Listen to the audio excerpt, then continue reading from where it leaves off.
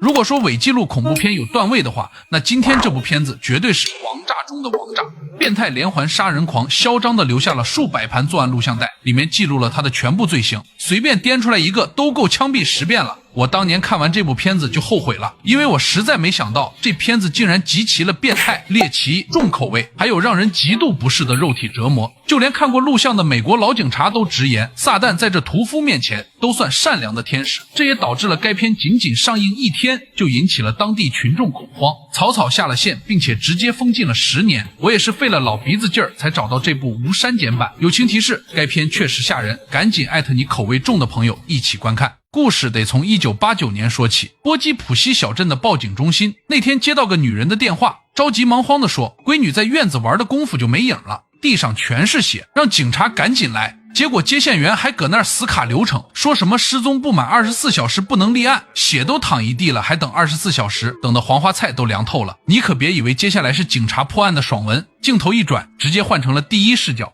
没错，这就是那个杀人魔屠夫，这是他自己举着录像机拍的，也是他留下的作案纪念。大白天的，他开个破车慢悠悠停在草坪边，刚好看到草坪上坐着一个小女孩，他迫不及待的赶紧下车就跟那小姑娘搭话。小姑娘叫詹妮弗，才8岁，爸妈天天嘱咐别跟陌生人说话，可架不住这小子会装啊，上去就是一顿夸小姑娘长得俊，又说车里有好看的喜羊羊动画片，可这小姑娘还是有点警惕性的，一口就回绝了。眼看软的不行，屠夫上去就把孩子打晕了，直接扛进了车里。几天之后，孩子的尸体在几十公里外的普特南县被人发现了，那惨状简直没法形容。干了一辈子法医的老警察只是看了一眼，上周的饭都要吐出来了，身上全是虐待的伤痕，生前还遭到了残忍的侵犯，好好一个孩子就这么没了。这事儿过去整整10年，有个纪录片剧组找着詹妮弗的爹妈，想采访2句还原案情，结果刚一提闺女的名字，老两口当场就崩了，说这辈子最后悔的就是那天没守在孩子身边。然而更恐怖的是，才刚刚拉开序幕，这屠夫消停了没几个月，又出来作案了。1990年初，他把车停在路边，掀着机盖假装抛锚，路边刚好过来一对年轻小夫妻，挺热心肠的，停下车就问用不用帮忙。这小子装得可怜巴巴的，说想去前面的加油站，能不能捎他一段。小夫妻二话没说就拉上他了，殊不知这一开门，直接把阎王爷请上车了。上车之后他还演呢，说自己是拍旅行视频的小博主，一路上拍点风土人情啥的，小两口还挺捧场，祝他视频条条都能100万点赞。结果走的还没500米，男的正专心开着车呢，屠夫在后座直接就下死手了，男的当场就没气了，女的吓得嗷嗷喊，不出意外也被他一下弄晕过去。等女的再醒过来，那场景直接给她吓疯了，自己肚子被豁开一个大口子，里面居然缝进去了一颗人头。更毛骨悚然的是，这颗头还不是她丈夫的，合着在这对夫妻之前已经有个人先栽她手里了。杀人就杀人吧，他还偏偏要整这些花样，纯纯的心理变态，一点人性都没有。后来警察在树林里找着这女的尸体，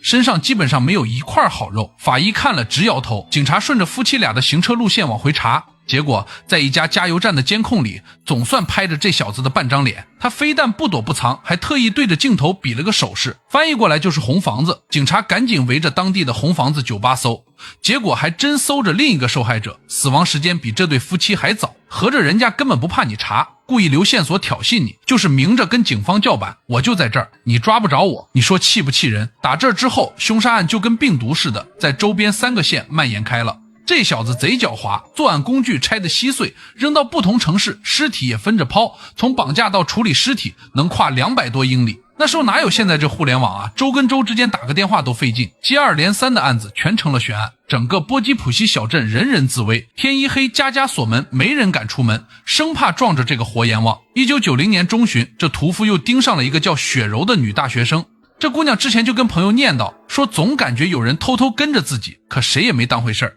都以为是小姑娘胆子小瞎想。结果出事那天，她爹妈出门旅游，家里就剩她自己。这小子甚至不知道啥时候还在雪柔家里安装了窃听器，把她电话内容听得清清楚楚。时机一成熟，他顺着厨房窗户就摸进去了，还顺手拿了把水果刀，轻手轻脚的就直奔卧室去了。这时候雪柔正在洗澡呢，结果听见外面有动静，还以为是男朋友蒂姆来了，隔着门还喊了2声。好巧不巧，就在这时她男友真来了。这屠夫丝毫不慌，趁机还把摄像头摆在了房间里，转身就跑到隔壁杂物间躲了起来。这时俩人还在卿卿我我，完全不知道门后藏着个索命的。等俩人去到客厅坐沙发上看电视呢，等到俩人分开时，屠夫偷偷跟上了她男友，趁其不备一刀致命，那叫一个快，男友连喊都没喊出来，直接就嘎了。雪柔回头一看，吓得拔腿就跑，但还是没能逃过魔掌，按在地上就是一顿捶，当场就捶得晕死过去。等雪柔再醒过来，自己直接被绑成了一个粽子，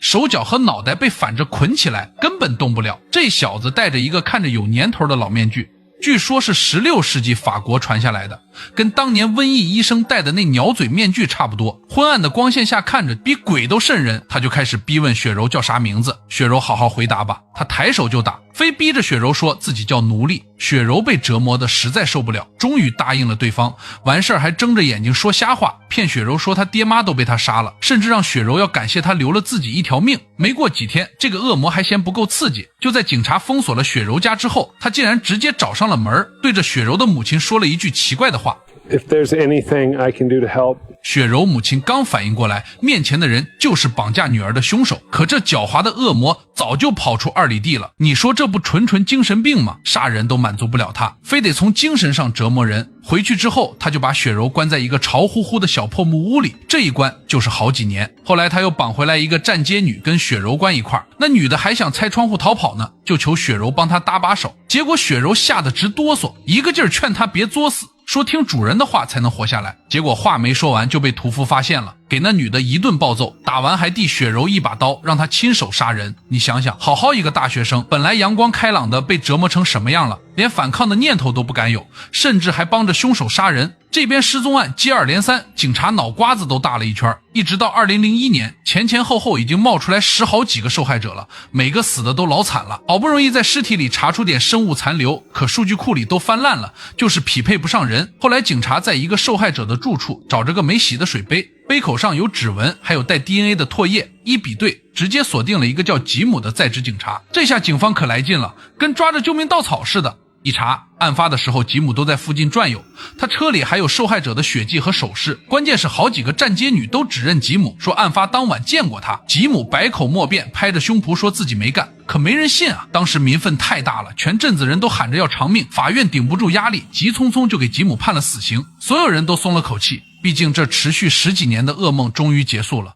恶魔终于伏法了。可事情真的有这么简单吗？就在死刑刚执行完的第3天，吉姆的搭档就收到一封匿名信，里面是张手绘的地图，旁边写着4个字，漏了一个。警察将信将疑的按图找过去，结果竟然真在树林里找着一具尸体，一检测体内的生物残留跟之前10几起案子完全吻合，但 DNA 根本就不是吉姆的。这下警方全员傻脸了，合着忙活了10几年抓了个替罪羊，自己被人当猴耍了整整一圈。后来才查明白，这杀手早就盯上吉姆了，知道他之前去看男科，在医院留过基因样本，故意留线索栽赃他。警察赶紧开紧急会议，说必须立刻登报，给吉姆平反昭雪。结果你说巧不巧，就在当天，震惊世界的911恐怖袭击爆发了，全美国的报纸、电视所有版面全是袭击的新闻，铺天盖地。给吉姆平反的那点声明，最后就挤在报纸最后一版的犄角旮旯，就2行小字，别说普通人了，业内人都没几个能看着的。就这么的，吉姆的冤屈硬生生被这么大的历史事件给淹没了，到死他都背着个连环杀手的骂名。这边计划得逞了，那屠夫更嚣张了，直接玩起了新花样。他自己改装了一辆警车，并且提前把后门把手都拆了，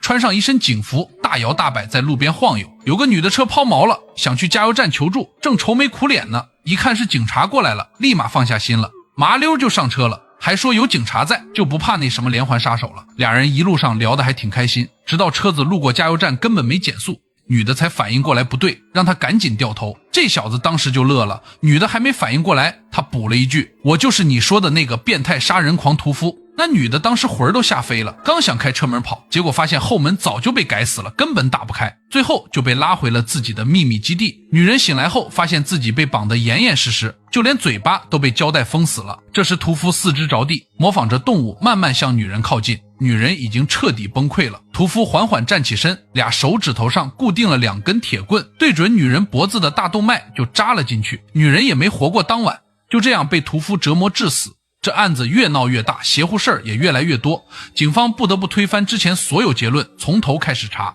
这次终于让他们找着个关键线索。之前凶手寄来的那张地图是从一个冷门的网站上下载打印的，于是赶紧就去查那个月全地区的下载记录，结果发现就一个人下载过这张图。特警立马全副武装，顺着 IP 地址就冲过去了。结果到地方破门一看，哪还有人呢？但这屋里的东西给在场所有硬汉警察都看傻了，墙上全是干涸的血印子，柜子里整整齐齐摆着整整800盘录像带，全是这小子作案的时候自己举着摄像机拍的。顺着线索，警察们在院子里挖地3尺，挖出来10多具尸体，都烂得不成样子了，很多都拼不全。法医忙活了半个多月，都没把尸块全部对应上。最让所有人震惊的是，警察在里屋一个锁着的木头箱子里找着了失踪整整8年的雪柔，赶紧送医院抢救。主治医生看完检查报告，当场就惊呆了，说从医30多年，从没见过被祸害成这样还能活着的人。身上刀伤、烧伤、殴打的伤数都数不过来，好几处骨折都没得到及时治疗，骨头都长歪了，牙也被拔了大半，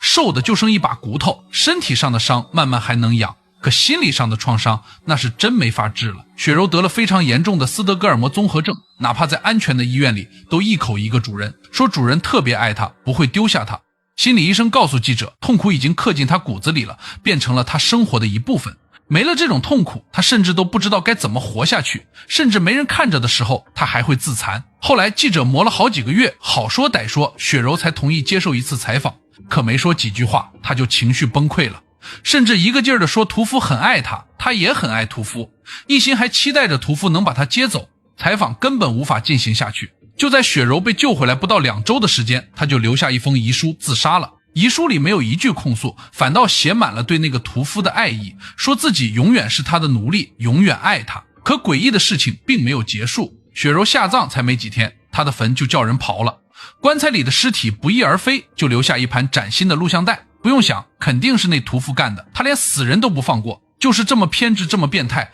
连人家死后都要继续掌控。打这之后，这个波基普西屠夫就彻底人间蒸发了，再也没露过面，警察到最后也没抓着他，谁也不知道他藏哪儿了，说不定就隐姓埋名在哪个小镇上当个普通人，没事还能翻出录像带回味自己的杰作。当年美国警方为了引他出来，特意跟导演合作，把整个办案过程结合录像片段拍成了这部伪纪录片。他们心想，这凶手控制欲、炫耀欲这么强，肯定会去电影院欣赏自己的作品。结果这么多年过去，屠夫根本没露过面。这部片子也因为内容太过真实，太过压抑，上映仅仅1天就引发了民众的集体恐慌，直接被禁了10年。其实它最吓人的地方从来都不是什么血腥画面，而是那种对死亡和折磨深入骨髓的恐惧感。你看着看着就会忘了这是电影，会觉得这就是真实发生过的惨案，那个恶魔可能就藏在你我身边。所以说啊，老话说的一点没错，害人之心不可有，防人之心不可无。